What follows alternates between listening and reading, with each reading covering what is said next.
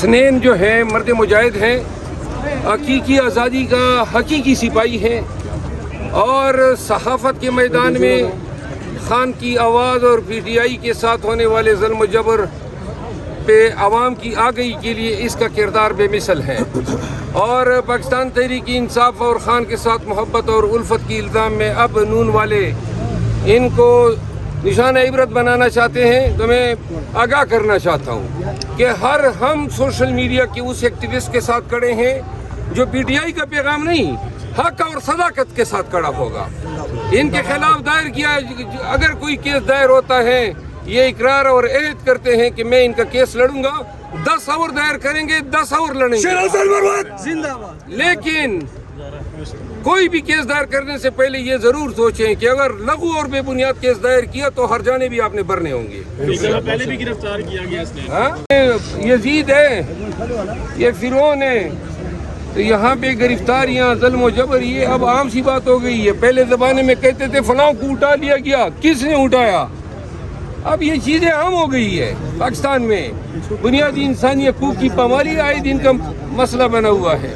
اچھا، میں نے لکھا تھا ہیلی کاپٹر میں سفر، تو اس میں کیا گناہ ہے مڈر صاحب؟ یہ بتا دیں، آپ وکیل۔ یہ تو وہ بتائیں گے نا جو الزام آپ پہ لگا رہے ہیں، اس میں کرمینالٹی کیا ہے۔ حسنین بھائی بھی رپورٹنگ کر رہے ہیں، باقی سارے بھی ہیں، تو صرف یہ آفر حسنین بھائی کے لیے یا باقیوں کے لیے؟ میں نے کہا جو بھی حق اور سچ کے ساتھ کھڑا ہوگا، میں نے یہ بھی کہا آج کل پی ٹی آئی کے ساتھ کھڑا ہونا حق اور صداقت اور سچ کے ساتھ کھڑا ہونا ہے، مظلوم کے ساتھ کھڑا ہونا ہے۔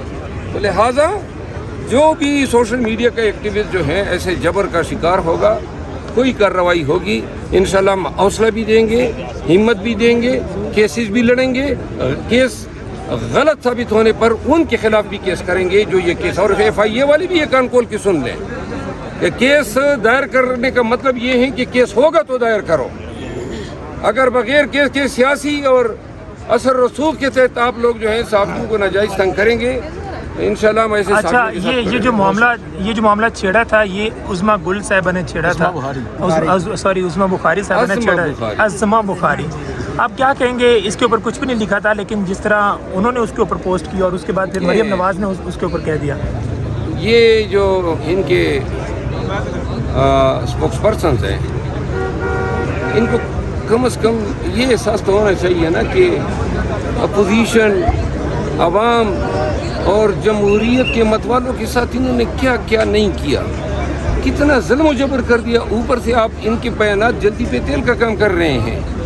کوئی ایک بھی بتا دیں کہ کسی نون کے اسپوک پرسن نے کوئی قوم کو محبت بھرا پیغام دیا ہو؟